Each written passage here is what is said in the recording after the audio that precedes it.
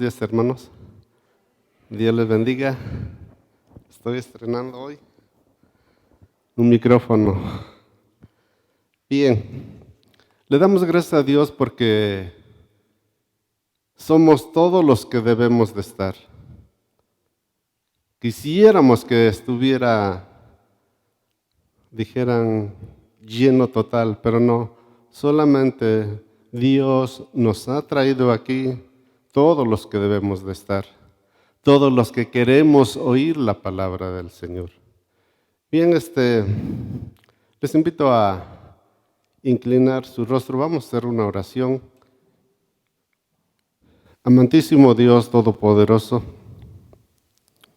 en esta mañana, Señor, en este día que tú nos das, Señor, tú has puesto en nuestro corazón a cada uno de nosotros, Señor, para que estemos en el mejor lugar.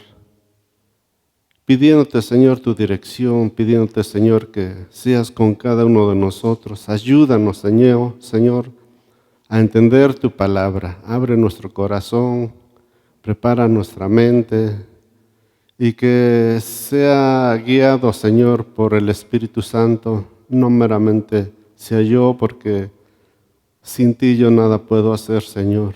Y gracias por esta oportunidad tan grande que nos das, porque, Señor, tú eres un Dios de amor, un Dios amoroso, misericordioso.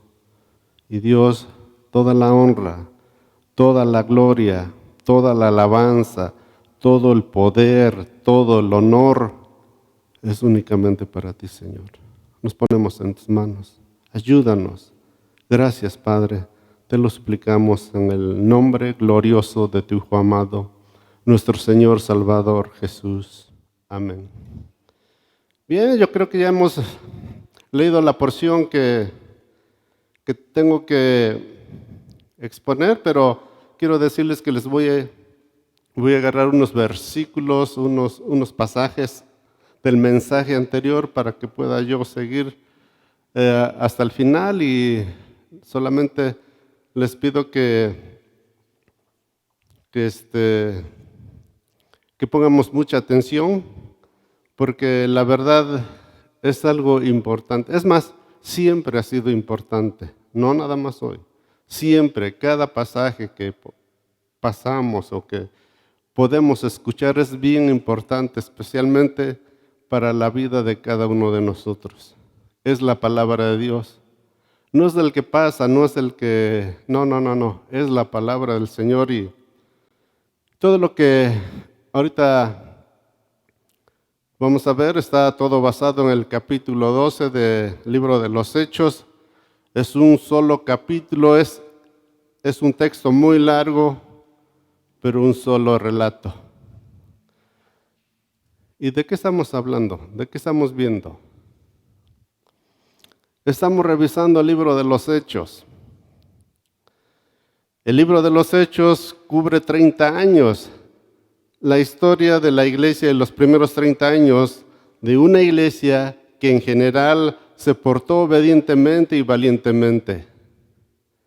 Y sin embargo, en esa historia de ese libro, tú encontrarás hechos que sucedieron, como hambrunas, encarcelamiento, oposición de parte del mundo, oposición religiosa, chisme, cinismo, burla, ira del enemigo, envidias, gente que desertó, injusticia en contra del pueblo de Dios, falsos maestros, oposición satánica, celos y múltiples cosas en contra de una iglesia obediente.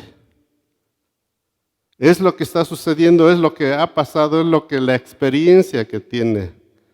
Este mensaje le he titulado La experiencia, la oración de la iglesia primitiva.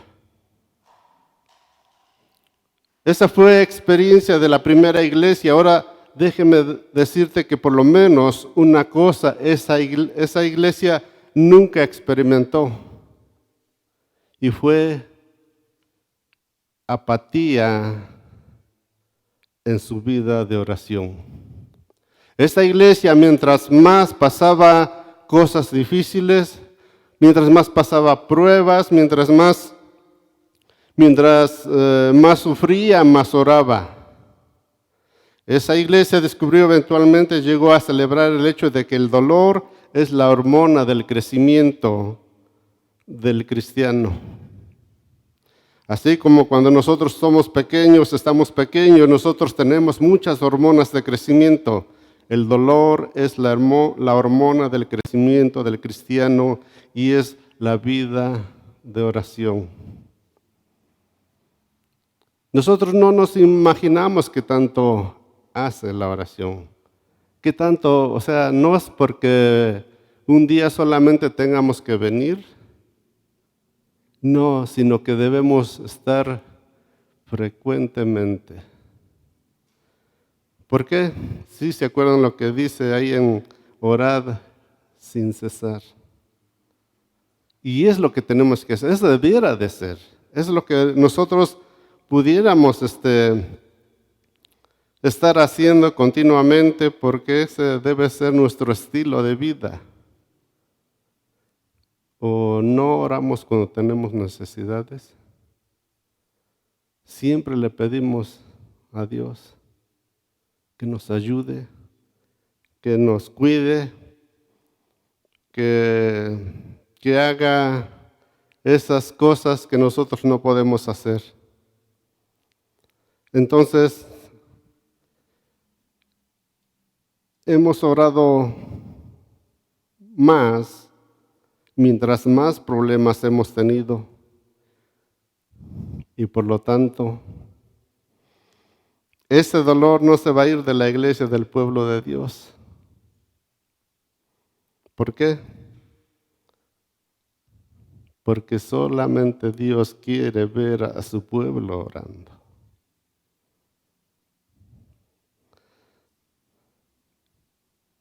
La iglesia de nuestros días es una iglesia enferma, pero es una iglesia enferma porque quiere planificar sin orar. Quiere poder sin el Espíritu Santo. Quiere milagros pero sin fe. Quiere resultados pero sin la participación del Señor de la mies. Quieren metodología para hacer pero sin teología para creer. Quieren entender a Dios, pero sin creerle a Dios. Y finalmente, quieren triunfar sin glorificar a Dios. Ciertamente nuestro Dios es inescrutable. A lo mejor no oímos mucho esta palabra. Es algo que nosotros no podemos entender por qué suceden las cosas. No podemos entender por qué estoy orando una cosa y me sale otra cosa. O estamos pidiendo y queremos y nada más como que vemos que no. Su mente de Dios es infinita, pero sus medios son claramente discernibles en la palabra. Aquí en Hechos capítulo 12, versículo 1, estamos viendo de la muerte de uno de los 12, Jacobo, que murió decapitado. El texto dice que murió a espada. Josefo, el historiador, lo menciona también y dice que murió decapitado, que era usualmente la forma en que la gente moría. Entonces, déjeme decirle que Dios no envió a un ángel a Juan para explicarle, mira Juan, tenemos que decapitar a tu hermano y tampoco le envió para explicarle que mejor Pedro lo vamos a liberar y tu hermano no. Entonces, humanamente hablando, si tenían que decapitar a uno de los dos, Pedro se lo merecía. Ya sabemos qué es lo que hizo Pedro. lo negó. Pero quizás hay otras razones que tú y yo no podemos o no conocemos. Y aquí es donde nosotros nos imaginamos o pensamos, bueno, de esta manera, así lo pienso, que quizás Juan estaba mejor preparado para sufrir esa pérdida de su hermano. En la historia de la Biblia parece que es así, los mejores de Dios les pasa lo peor. Moisés, José, Job, Daniel, Pablo, y después, como para coronar la historia, Jesús, su hijo, clavado en una cruz. Lo mejor de Dios, con las peores experiencias, los mejores dotados y equipados. Parece que en lugar que fuera uno triunfando, más cosas le pasa a uno. Con las peores experiencias, quizá el Señor sabía que el amor de Juan por el maestro no lo iba a sacudir. Ahora, iba a llegar el tiempo en que Pedro iba a morir igual, martirizado, clavado en una cruz, solamente que boca abajo. Así es como terminó Pedro. La razón, ¿quieres saber? Solamente Dios la conoce. Solamente Dios sabe en las situaciones que suceden. La muerte de Jacobo por decapitación fue mejor y es menos dolorosa que la muerte de Herodes, comido por gusanos, porque cuando a Jacobo lo decapitaron, lo enviaron inmediatamente a la presencia de Dios. Sin embargo, Herodes fue comido por gusanos. Acuérdese lo que dice en Mateo 13:50, donde hay lloro. Dice, cuando Herodes murió comido por los gusanos, pasa una eternidad donde hay llanto y crujir de dientes para siempre, para toda la eternidad. Y si vemos estas dos partes, a Jacobo rápidamente estuvo en la presencia de nuestro Dios. Entonces, desde ese tiempo, Pedro estaba apresado. Y Herodes se da cuenta de la decapitación de Jacobo. ¿Y sabe qué? Que complació a los judíos. Estuvieron contentos los judíos por la muerte de Jacobo. Pero él no quiere hacer algo durante la fiesta. ¿Se acuerdan que estaba la fiesta? Él quiere esperar. Y mientras que Herodes, que lo iba a sacar de la cárcel a Pedro, para entonces ejecutarlo, ahí es cuando empiezan a suceder las cosas. ¿Cómo qué? Ahí las cosas comienzan a ocurrir. Y ahora quiero que estemos centrados o poniendo mucha atención, que puedas darte cuenta que la iglesia no asumió una postura pesimista. La iglesia no dijo, bueno, el Señor no le impidió la muerte de Esteban, no impidió la muerte de Juan el Bautista, y después entre Esteban y Juan el Bautista tampoco impidió la muerte de su propio hijo. Y ahora la decapitación de Jacobo, ¿para qué vamos a seguir orando? O sea, si de por sí lo que Dios va a hacer, lo va a hacer, lo que será, será, como dice. Y esa no fue la actitud de la iglesia. La iglesia primitiva conoció muy bien que hay una interacción entre la oración y la soberanía de Dios. De alguna forma Dios ha unido la ejecución de la la ha puesto en práctica de la soberanía con la oración de su pueblo hasta el punto que hay cosas que van a ocurrir porque tú y yo no hemos orado. No oramos o hemos orado, nosotros los que venimos a la oración, estamos orando por aquí por una cosa, mientras Dios está haciendo otra cosa por otro lado. Esos planes. Sus planes son inescrutables. No las entendemos. ¿Y qué vamos a hacer? Dios, mire, hasta a lo mejor se oye un poco mal, pero Dios no es nuestro títere para decirle qué es lo que tenga que hacer.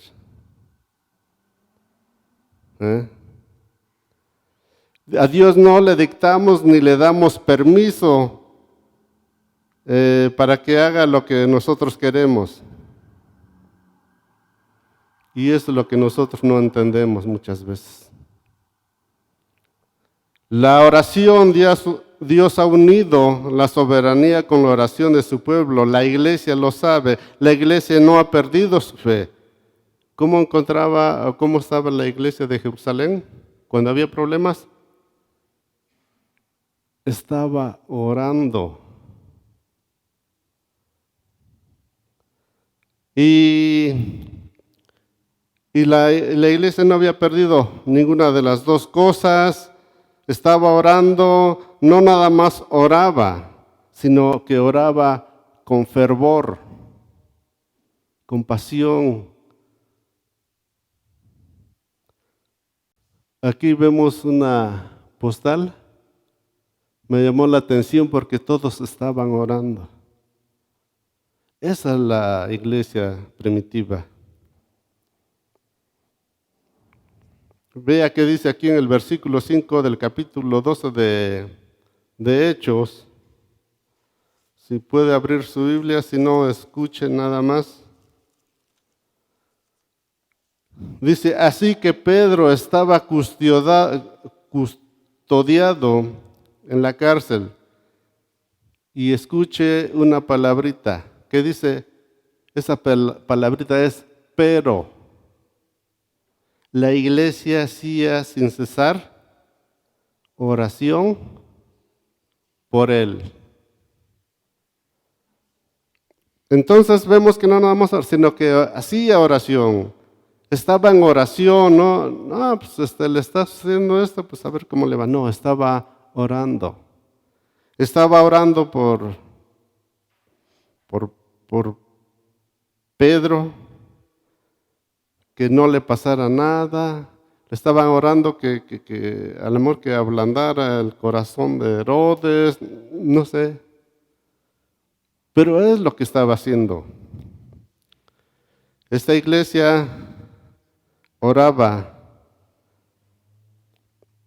Pedro está encarcelado. La palabra Pedro está estableciendo también un contraste.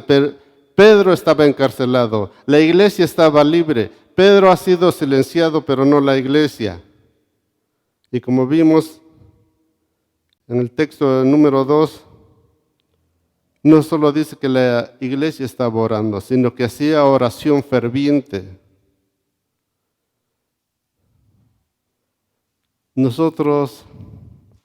Yo quisiera,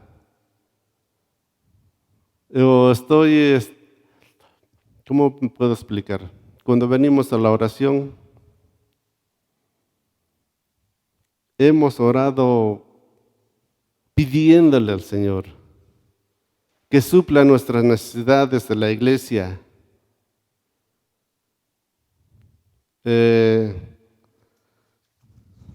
Dios, algunas ha cumplido, otras no, porque llevamos años, se puede decir, orando por la misma persona sigue igual y siempre estamos en eso.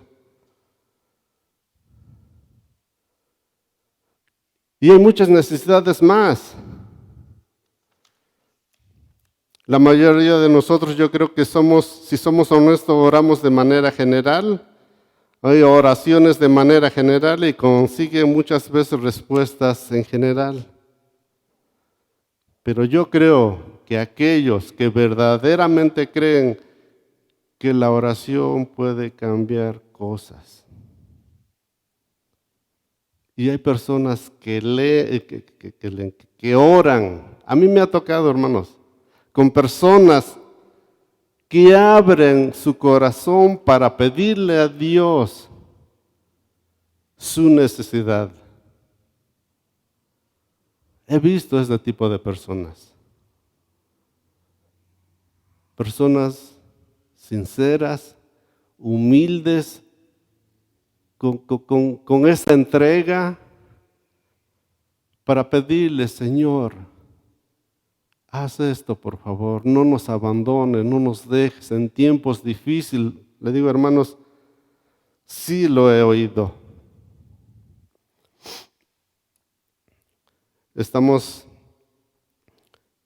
Mire, Jesús oró 3 veces para que pasara esta copa y al final se tuvo que beber la copa.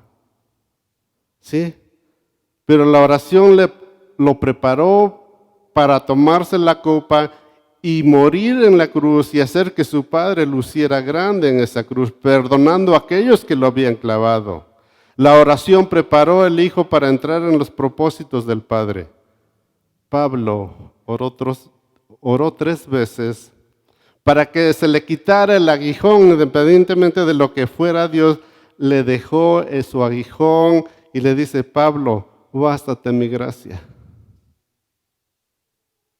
Pero la gracia de Dios en Pablo permitió que con el aguijón presente, Pablo pudiera estar gozoso, satisfecho, sentirse triunfante y que en ningún momento perdiera la fe ni el sentido del propósito de su vida, ni que perdiera el fervor de la oración porque la gracia de Dios hizo posible todo eso. Imagínese usted, si solamente estamos orando y dando gracias a Dios cuando las cosas van bien, no estamos orando, estamos negociando, estamos regateando el resultado.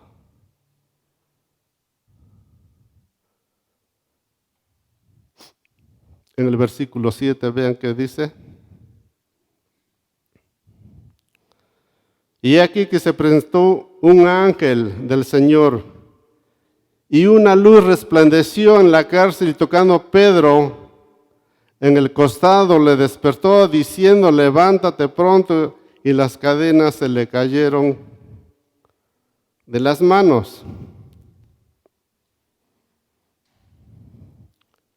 Yo quisiera saber cómo brilla un ángel en su cuarto de usted o en otro lugar cuando usted está orando o cuando se presenta. ¿Ustedes han visto la luz de un ángel? Es más, bueno, ahorita les cuento.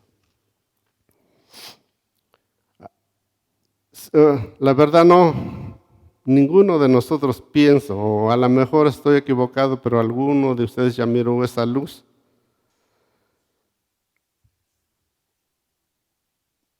Pero Pedro, ¿saben qué? Él estaba durmiendo.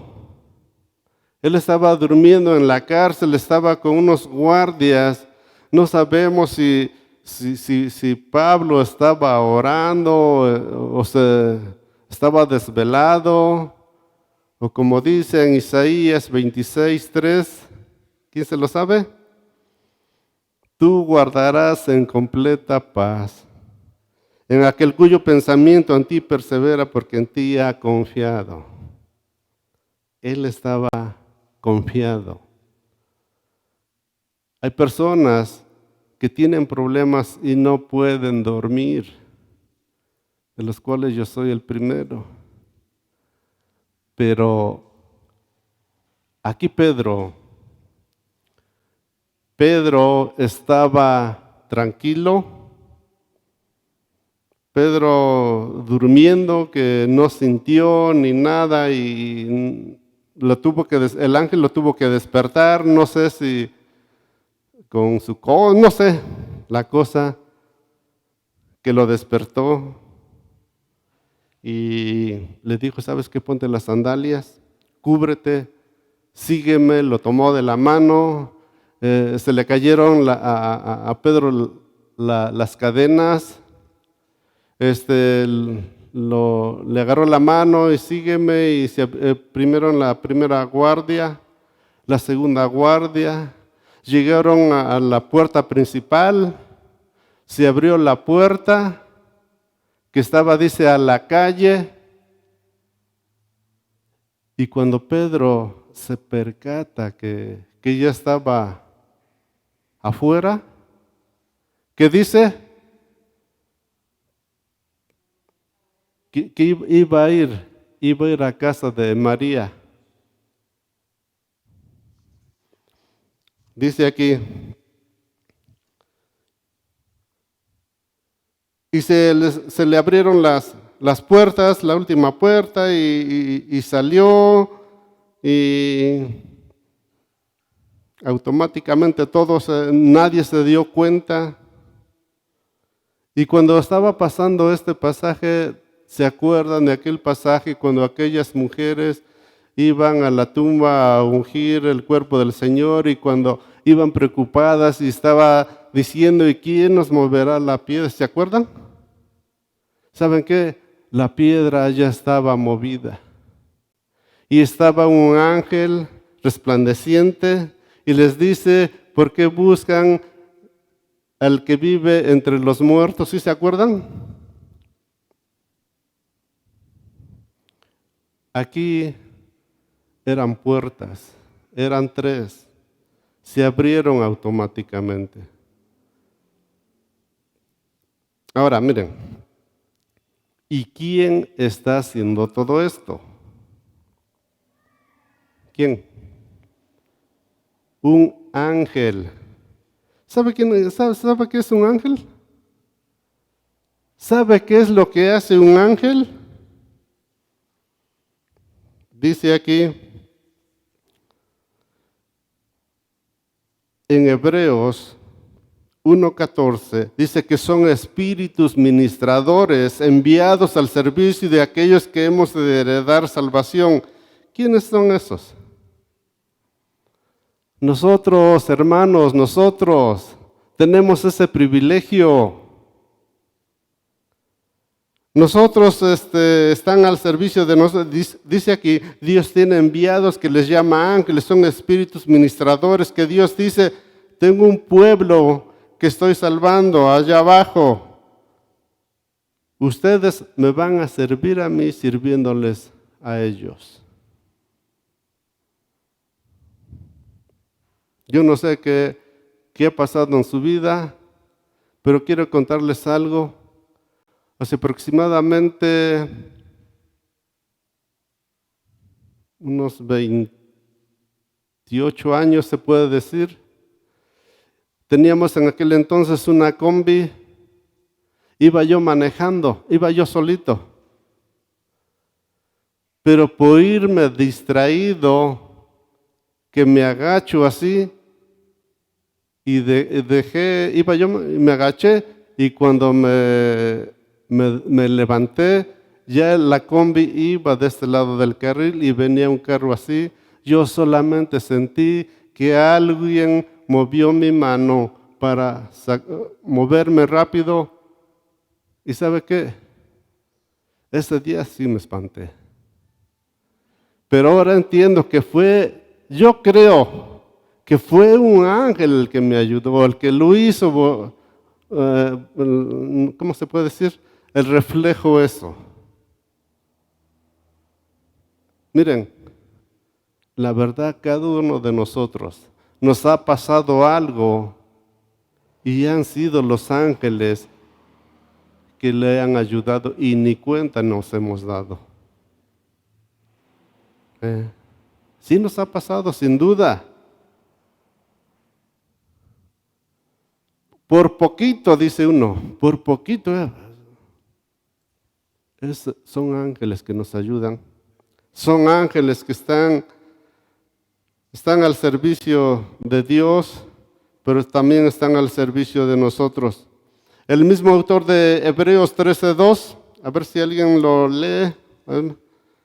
Hebreos, bueno, yo lo voy a leer. Hebreos 13:2 dice de esta manera: no os olvidéis de la hospitalidad, porque por ella algunos sin saberlo hospedaron, ¿qué cosa? Ángeles. ¿Sabe qué? ¿Se acuerdan de Abraham? Abraham hospedó ángeles. Eran tres, más que uno de ellos era Jesús preencarnado, que iba con ellos, y los otros dos ángeles. Y los hospedó sin saber que eran ángeles. Imagínese usted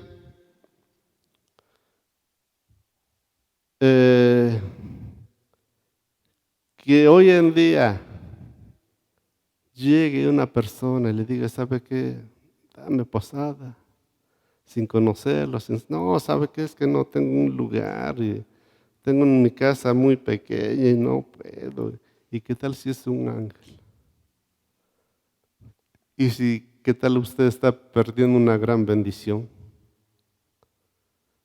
Yo creo que realmente debemos tener un espíritu de hospedador. Lo que pasa, dirá, pues es que yo necesito identificar realmente los ángeles. ¿Para qué le dé yo posada? Por todo lo que hemos visto, por todo lo que hemos pasado, por todo lo que se oye, ya como que estás muy desconfiado de todo, ¿sí o no? Sí. Y por eso quizás se nos pasan algunas cosas que tenemos que obedecer, pero aquí hospedaron ángeles.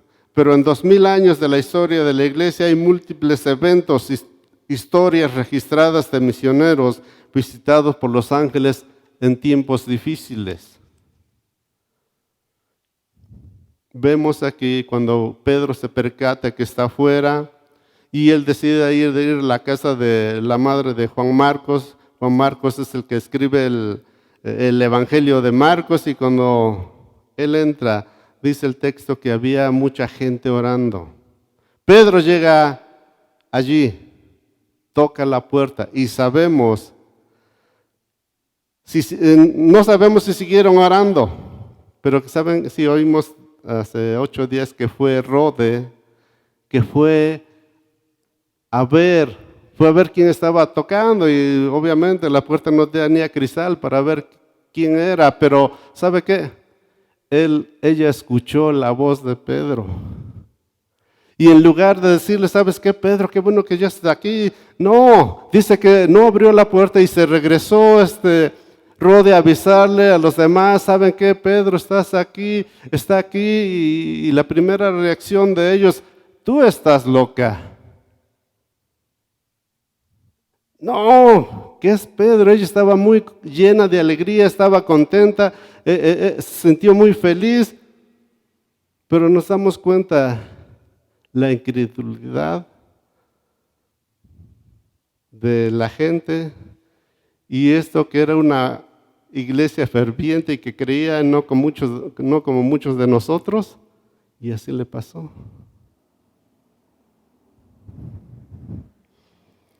Realmente ellos lo que dijeron, ¿sabes qué? Es su espíritu. Lo que ellos pensaron que Pedro había muerto y el que estaba allá afuera era su espíritu. Es el que está tocando, pero no lo que no creyeron es que el ángel lo liberó a la medianoche sobrenaturalmente, y por eso Pedro estaba ahí tocando. Mire,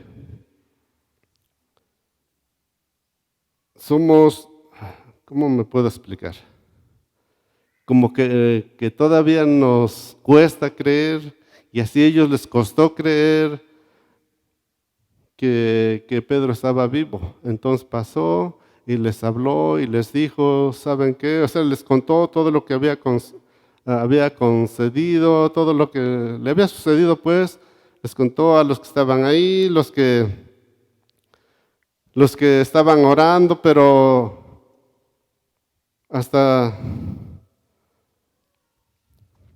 dice que cuando estaban ahí, les hizo una señal, estaban hablando, les hizo una señal con la mano. Shh, cállense, ya estoy aquí. No me vayan a descubrir, cállense. Él les dijo que no estuvieran hablando más, y después de ahí él tuvo que salir. No sabemos a dónde se fue, pero él dijo, ¿sabes qué? Dile a Jacobo, no el Jacobo que habían decapitado, era otro Jacobo, que le dijeran todo eso, porque él de todas maneras no podía estar tranquilo ahí, porque lo iban a andar buscando, no estaba confiado.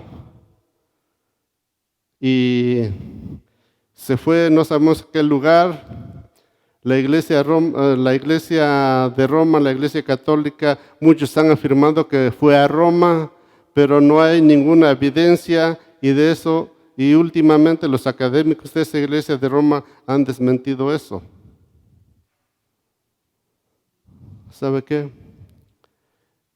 Pedro se había ido, no sabemos a dónde, como les digo, no sabemos dónde se escondió, no sabemos su paradero, porque tampoco la escritura lo registró, y ellos mismos no sabían a dónde habían ido. Y vemos el versículo 18.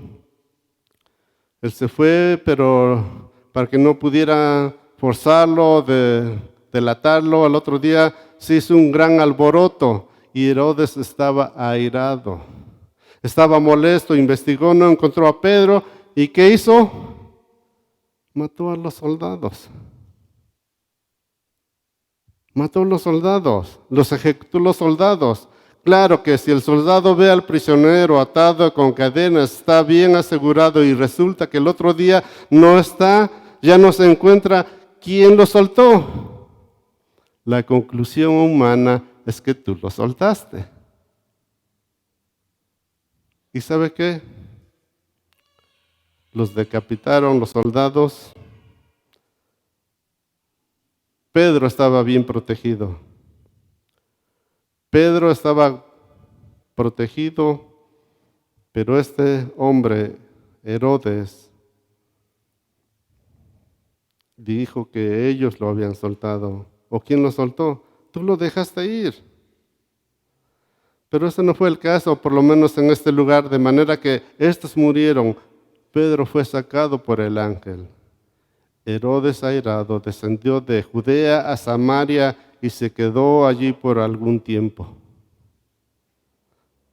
Miren, vamos a ver qué dice o cómo concluye este texto del versículo 24, y lo vamos a leer. Versículo 24. 12:24. Escuche. Pero la palabra del Señor, ¿qué dice? Crecía y se multiplicaba. Otra vez miramos una palabra. ¿Cuál es esa palabrita? Pero. En otras palabras, Esteban lo apedrearon, pero a Jacobo lo mataron, lo decapitaron, pero la iglesia estaba creciendo y perseguida, pero la opresión iba en aumento y la persecución, pero la palabra no la podían detener, pero la palabra del Señor crecía y se multiplicaba. Esta es la segunda ola de crecimiento en el libro de los Hechos. Crecía, ya lo miramos la primera ola, está en el capítulo 6, cómo crecían. Lucas ya no contaba los discípulos, ya era una multitud, ya no podía. ¿Por qué? Porque la palabra crecía, los discípulos crecían, todo crecía. No podían, ya era muchísima gente, ya muchos, ya no se podían contar. ¿Por qué? Porque eran suficientes. Pero lo que sí dice, era mucha la multitud. ¿Y qué es lo que crecía? La palabra del Señor. ¿Y qué es lo que se multiplicaba? La palabra del Señor. ¿Pero qué quiere decir Lucas con eso? Bueno, que no solamente está creciendo el número de los discípulos, está creciendo el número de las regiones donde está llegando, y como hemos visto, y está creciendo la influencia de la palabra. Porque hemos visto ya sacerdotes judíos se están convirtiendo, ya un centurión que es Cornelio, ya ha creído él y toda su familia, de manera que la palabra iba penetrando a diferentes áreas sociales. Ya había muchos creído en la palabra del Señor, y cada día crecía y se multiplicaba. Pero a expensa de qué, hermanos? A expensa de la sangre de Juan el Bautista. A expensa de la sangre del Señor Jesús. De la sangre de Esteban, la sangre de Jacobo y algunos más. ¿Se dan cuenta? Ya para ir concluyendo, aquí voy a casi terminar.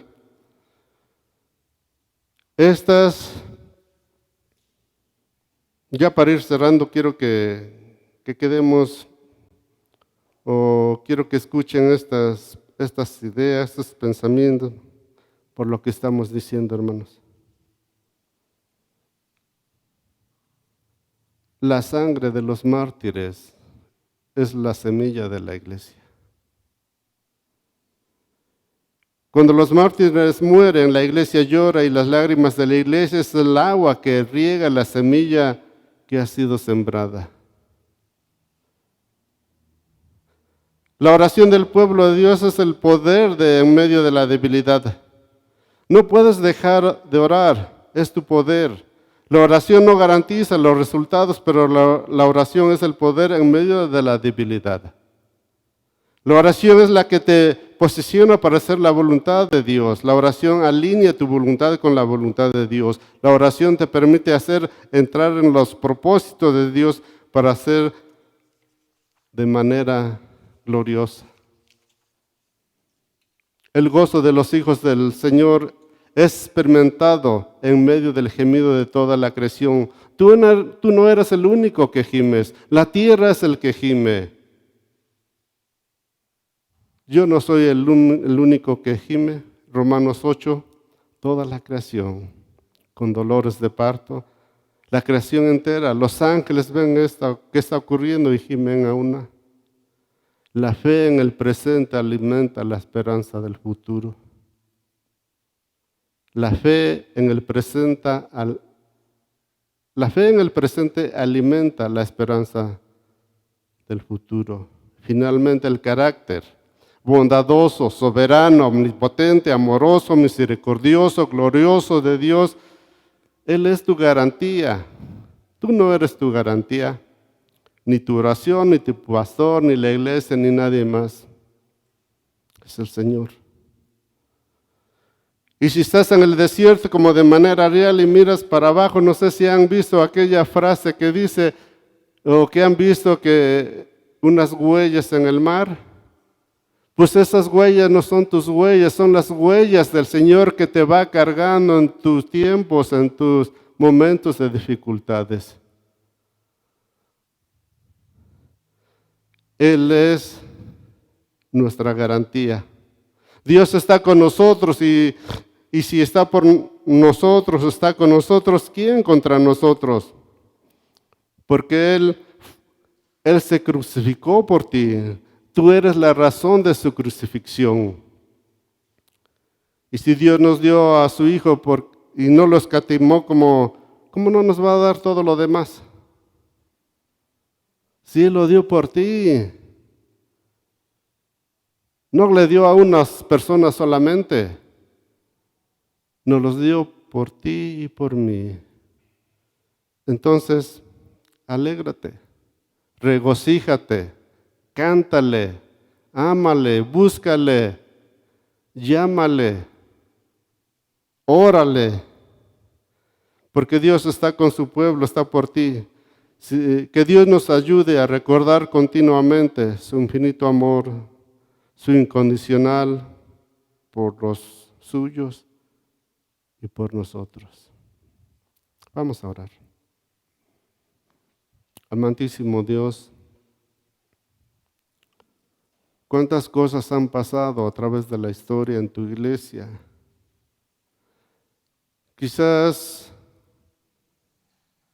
muchos no hemos visto el sufrimiento que han pasado las iglesias que nacen, los que son fieles, los que desde un principio ven cómo va creciendo una iglesia, pero cuánta persecución hay, Señor. Siquiera, Dios, permítenos orar por las iglesias que batallan, las iglesias que sufren, las iglesias que verdaderamente tienen persecución. Y Dios, que seas tú en nuestro corazón pidiendo, Señor, que nos ayudes, que ayudes a aquellas iglesias. Y hay muchas iglesias que no tienen nada, Señor. Sin embargo, Dios, tú nos has bendecido con muchas cosas y nos has guardado, porque tú estás con nosotros. Gracias, Señor. Gracias te damos por todo esto en el nombre de Jesús. Amén. Que Dios les bendiga, hermanos.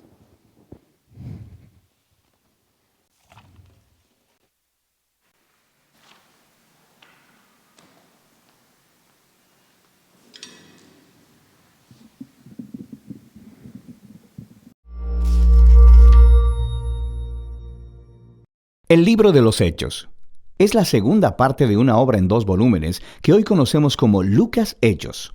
Ambos fueron escritos por el mismo autor, Lucas, quien fue colaborador y compañero de viaje de Pablo. Esto queda claro en la introducción del libro, donde Lucas dice: en el primer relato, o sea el Evangelio, escribí acerca de todo lo que Jesús comenzó a hacer y a enseñar. Aquí Lucas está dando una pista de lo que se trata el libro de Hechos. El primer volumen fue acerca de lo que Jesús comenzó a hacer y a enseñar. El segundo volumen, entonces, será acerca de lo que Jesús continuó haciendo y enseñando. Lo que nos lleva a un punto muy interesante acerca del nombre tradicional, pero no original del libro: Hechos de los Apóstoles. Aunque diferentes apóstoles sí aparecen en la mayoría de esas historias, el único personaje que unifica la historia de principio a fin es Jesús mismo, actuando de manera directa o a través del Espíritu. Así que el libro sería más adecuadamente llamado Hechos de Jesús y del Espíritu. La introducción del libro recuenta cómo el Jesús resucitado pasó 40 días con los discípulos, enseñándoles acerca del reino de Dios. Esto se conecta con la historia del Evangelio de Lucas, donde Jesús declaró que estaba restaurando el reino de Dios en el mundo, empezando con Israel. Así que Él llamó a Israel a vivir bajo el reino de Dios, siguiéndole a Él. Y Él fue coronado como rey cuando entregó su vida, y así conquistó la muerte con su amor. De manera que el libro de Hechos comienza con el Rey Jesús resucitado, instruyendo a sus discípulos acerca de la vida en su reino. Él promete que el Espíritu vendrá pronto y los llenará con su presencia personal. Y esto cumple una de las esperanzas clave de los profetas del Antiguo Testamento, que en el reino mesiánico, la presencia de Dios, su Espíritu, vendría y moraría entre su pueblo en un nuevo templo y transformaría sus corazones. Jesús dice que cuando esto suceda, el Espíritu empoderará a sus discípulos para ser mis testigos en Jerusalén, Judea, Samaria y hasta lo último de la tierra. Después de esto, Jesús es llevado de su vista en una nube, una imagen tomada del capítulo 7 del libro de Daniel. Allí se muestra cómo Jesús está siendo entronizado como el Hijo del Hombre, que fue vindicado después de su sufrimiento, y ahora comparte el gobierno de Dios sobre el mundo y promete que un día volverá. Así que los temas principales y el diseño del libro de Hechos fluyen de este capítulo inicial. Esta es una historia acerca de Jesús guiando a su pueblo por medio del Espíritu para ir por el mundo e invitar a todas las naciones a vivir bajo su reino. Así que la historia comenzará con ese mensaje esparciéndose en Jerusalén y luego a las regiones vecinas de Judea y Samaria, llenas de gente no judía. Y de ahí a todas las naciones hasta los confines de la tierra. Este video solo se enfocará en la primera mitad del libro. La sección enfocada en Jerusalén comienza con los seguidores de Jesús esperando hasta la fiesta de Pentecostés, cuando muchos peregrinos judíos de todas partes del mundo antiguo estarían en la ciudad. Y el Espíritu Santo viene sobre los discípulos como un gran viento, y algo similar a llamas de fuego aparecen sobre la cabeza de cada persona. Y juntos empiezan a anunciar y contar historias de las grandes obras de Dios, y están hablando en todos estos idiomas diferentes que no conocían antes, pero todas las personas que estaban reunidas les entendían perfectamente. Ahora, para poder ver lo que Lucas está enfatizando en esta historia, es crucial que veamos las raíces de estas imágenes en el Antiguo Testamento. Primero, el viento y el fuego es una alusión directa a las historias de la presencia de Dios, ardiente y gloriosa, llenando el tabernáculo y el templo. También conectada a las promesas proféticas de que Dios vendría y moraría a través de su Espíritu en el nuevo templo del reino mesiánico. Así que aquí en Hechos, la presencia ardiente de Dios viene a morar no en un edificio, sino en su pueblo. Lucas está diciendo que el nuevo templo prometido por los profetas es la familia del nuevo pacto en Jesús, el pueblo de Jesús. Lo que conecta con la segunda cosa que Lucas está tratando de decir aquí. Los profetas prometieron que cuando Dios viniera a morar en su nuevo templo, reunificaría todas las tribus de Israel bajo el rey mesiánico, y las buenas nuevas del reino de Dios serían anunciadas en todas las naciones. Lucas describe en detalle la composición internacional y multitribal de todos los israelitas que estaban ahí en el Pentecostés y que respondieron al mensaje de Pedro. Así que los apóstoles continúan llamando a los israelitas a reconocer a Jesús como su Mesías, y miles de ellos responden, formando nuevas comunidades de generosidad, alabanza y celebración. Pero no todos están celebrando. Después de esto, Lucas muestra cómo la nueva familia de Jesús rápidamente enfrentó la hostilidad de los líderes de Jerusalén. Con un diseño simétrico realmente hermoso, Lucas cuenta la historia de dos templos. Así que el nuevo templo de Dios, la comunidad de seguidores de Jesús, día tras día continuaban unánimes, reuniéndose en el templo y partiendo el pan en los hogares. Entre estas notas hay dos historias acerca de Pedro y los otros apóstoles sanando a personas en los atrios del templo, para luego ser arrestados por los líderes del templo y en cada ocasión, a continuación, un discurso de Pedro en el que declara que Jesús es el verdadero Rey de Israel. En el centro de todo esto está una historia acerca de cómo los seguidores de Jesús donaban sus propiedades y posesiones a un fondo común para ayudar a los pobres, lo que es genial. Pero parece un poco extraño que Lucas lo mencione aquí, hasta que te das cuenta de que esta era una práctica descrita en las leyes de la Torá, y se suponía que debía estar cumpliéndose en el templo de Jerusalén y a través de sus líderes. De manera que el punto de Lucas es claro. El nuevo templo de la comunidad de Jesús está cumpliendo el propósito que Dios siempre tuvo para el templo de Jerusalén. Ser un lugar donde el cielo y la tierra se encuentren, donde las personas se encuentren con la generosidad y la presencia sanadora de Dios. Y este conflicto entre los dos templos culmina en los capítulos 6 y 7 de Hechos, con la primera ola de persecución. Así que los seguidores de Jesús continúan multiplicándose, requiriendo más líderes.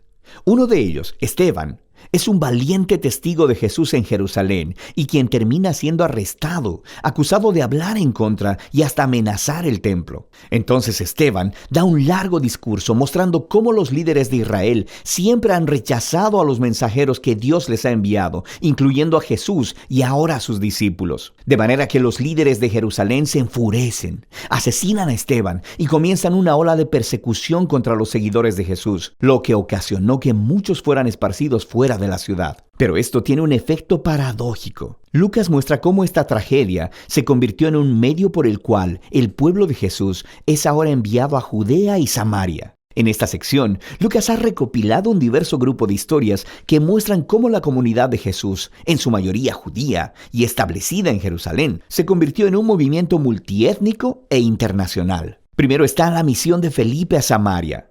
Esa es la tierra de los odiados enemigos de Israel, y muchos de ellos terminan siguiendo a Jesús. Luego tenemos la conversión de Saulo en Tarso, después conocido como Pablo. Él era un enemigo declarado y perseguidor de los seguidores de Jesús, hasta que conoció personalmente al Jesús resucitado y se convirtió luego en un defensor apasionado del nombre de Jesús. Le sigue la historia de Pedro, quien tiene una visión acerca de cómo Dios no considera a las personas no judías como ritualmente impuras o indignas de unirse a la familia de Jesús. Así que Pedro es guiado por el Espíritu a la casa de un soldado romano, llena de personas no judías, y todos responden a las buenas nuevas acerca de Jesús. De hecho, el Espíritu se muestra tan poderosamente sobre ellos, como lo hizo con los discípulos judíos en el capítulo 2. Todos estos temas se unen en el establecimiento de la iglesia de Antioquía, la iglesia más grande y cosmopolita en esa parte del Imperio Romano. Y Lucas nos dice que Bernabé, un líder judío de la iglesia de Jerusalén,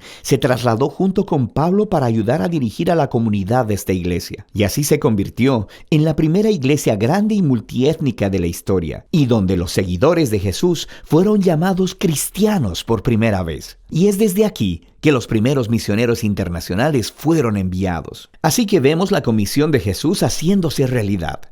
Y eso nos lleva al resto de la historia de Lucas. Por ahora, esta es la primera mitad del libro de Hechos.